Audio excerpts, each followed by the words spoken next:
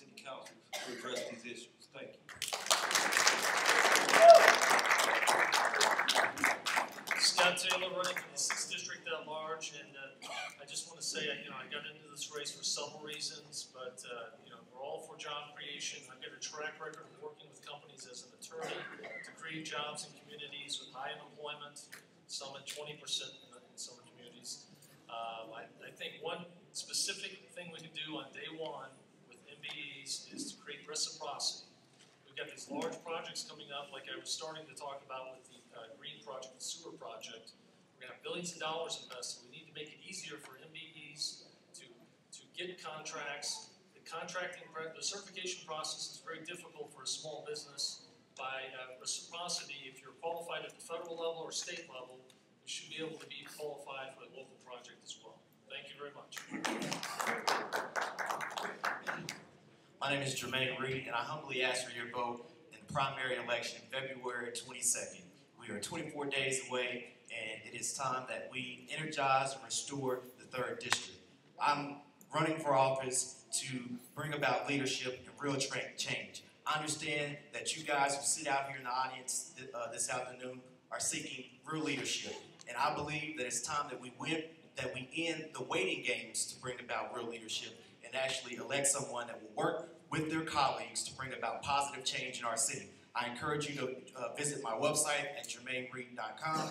I encourage you to get involved in my campaign. I encourage you to encourage your neighbors to get out and vote as well. I'm Jermaine Reed.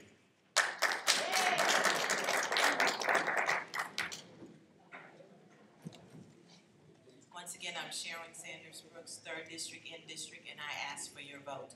I want to say last week in the paper there was a half-a-page attack ad taken up against myself and the entire City Council, the City Attorney, and the County Executive. It contained 3 factual errors. First of all, no City Council member has the power or authority to hire anyone other than the City Manager. Secondly, there was no job vacancy. It was a transfer. And it was not a he, it was a she. There was no job opening. And third, the person did not make $100,000 that was in the position, nor did the person that was transferred into the position make $100,000. I have 5 council members here, and I have a document that will establish what I say is true. I don't lie to you to make you feel good.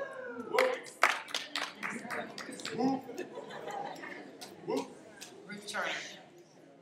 Basically, I'm running for this office because I'm running for the desperate change that we need in District 5. You can pick up my handout on the back table. Will describe the 5 key priorities for change that I envision, called Change 5. But I'd like to bring my 22 years of experience with city government to bear on the problems that we have in District 5. Not only that, the urban planning and the professional engineering skills and expertise that I have. As we all know, the Water Services Department is one of the biggest departments in the city, and we're facing a $2.5 billion overflow control problem here in this city. That's the department that I spent my career in. I don't have to start day one figuring out what's going on. I know what's going on. And I want to be able to bring that to bear to help elevate District 5. Right. Good lady. Thank you. I'm John Sharp. I'm glad that you called, invited all the candidates here, even though some chose not to come. The only way African Americans, Hispanics, and all people of color, along with working class Caucasians in this country, can exercise political power is if we form alliances. That's what we did to elect President Obama. That's what we can do to elect a progressive city council and mayor. I think all of us here are supportive of public education. I've supported public education really all my adult life. My opponent, who didn't choose to come, has fought every school levy, every bond issue the Center School District has put on the ballot in recent years. And I just think it's disrespectful when you represent a district of 30 to 40% people of color not to show up at a debate like this. Right. I want to thank each of you for taking your time and coming out today. I'm running, and for the 5th District, I'm going to work with the people who I know to work with. That's the neighborhood leaders, Mr. Anderson, Ms. Henry, Ms. Williams. We're going to work directly with them because they know what's going on in their communities. And as a result, I'm going to do what I did in the 90s. I'm going to lead whatever effort they ask me to, such as all of the development down around Blue Parkway. I initiated all of it. I put city money in it, build partnership, build relationship with the city council, build this Wood Parkway Road 4 years in advance of itself. I am an urban economic development planner. I have 33 years of experience in doing these kind of projects. I've lived in the same house in the 5th District for 27 years, been married to the same woman for 35.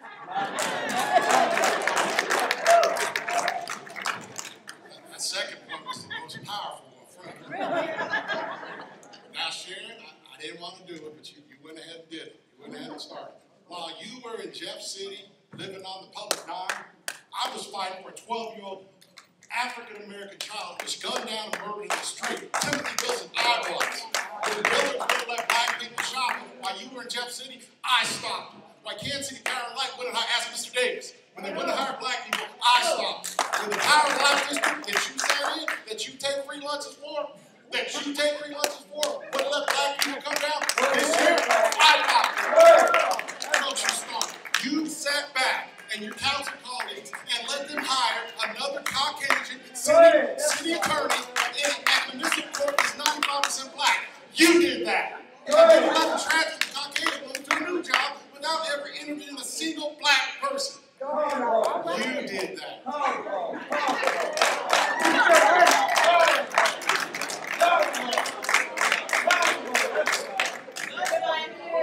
All right, quiet, please. Quiet, please.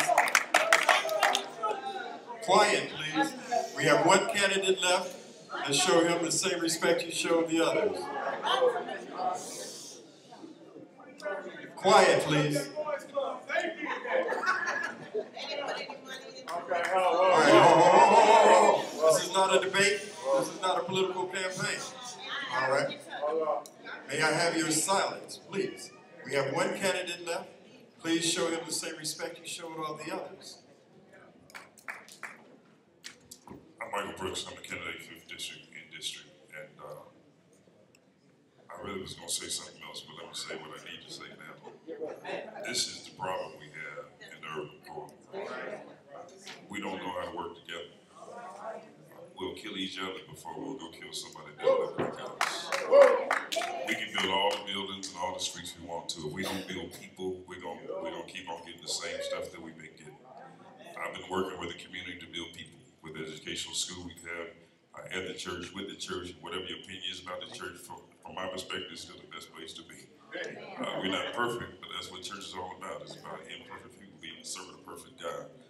We need somebody in City Hall to bring back the dignity and respect that we've lost over the last 4 years. Whoever you want to blame, I'm not here to blame nobody. I'm not here to talk about what anybody else is doing.